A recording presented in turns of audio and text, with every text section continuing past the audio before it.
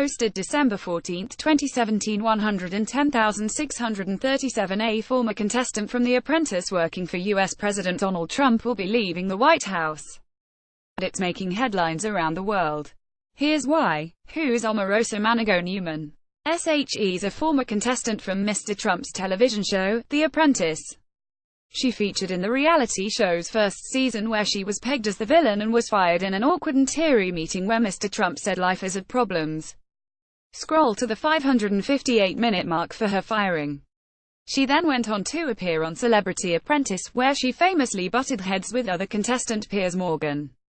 She went on to write a book, The Bitch Switch, in 2008, a self-help book on how to turn on or turn off that bitch switch. How did she get a job at the White House? She actually started her career in politics working at the office of Vice President Al Gore. However, she attracted plenty of critics when she was appointed to a role at the White House, with many saying she was unqualified to become Office of Public Liaison and its hefty salary of $179,000, and others claimed she was unprofessional. The fact Mr. Trump made comments to Playboy magazine in 2004 that he would even give her a job reference except if she was appearing on a soap opera didn't exactly help. Neither did another story about her bringing her entire wedding party to the White House for an impromptu photo shoot. Late last year, the ABC's Foreign Correspondent program spoke with Mrs. Manigault-Newman during the transition period. During Mr. Trump's campaign, she was the Director of African American Engagement, and responsible for engaging faith leaders, or rights leaders, the community as a whole, to making sure their issues were addressed. The former Democrat staffer stopped short of labeling herself a Republican. "I'm a very proud Trumplican, and there is a whole army of Trumplicans ready to go to battle for now President-elect Trump," she said.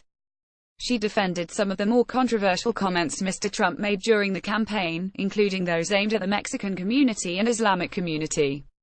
At the time, he stepped up to announce that he was a private citizen coming from the private sector, who was going to run to be president, she said.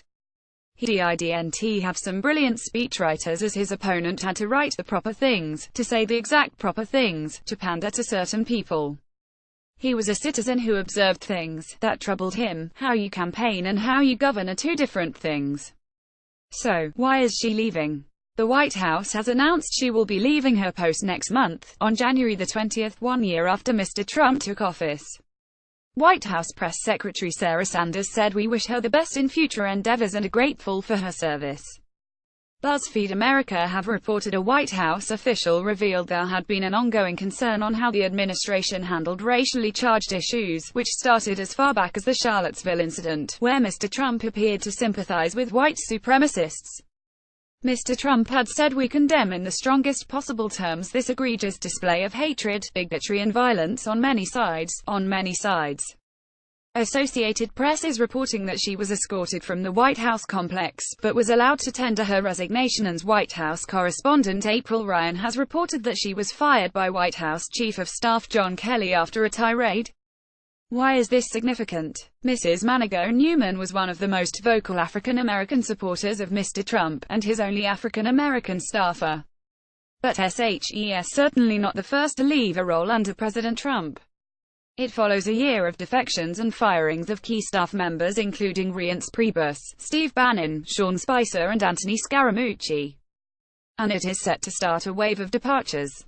Deputy National Security Advisor Dina Powell is also departing early next year, the White House said last week. Mr. Trump has also tweeted a message of thanks. Topics: Donald Trump, world politics, United States.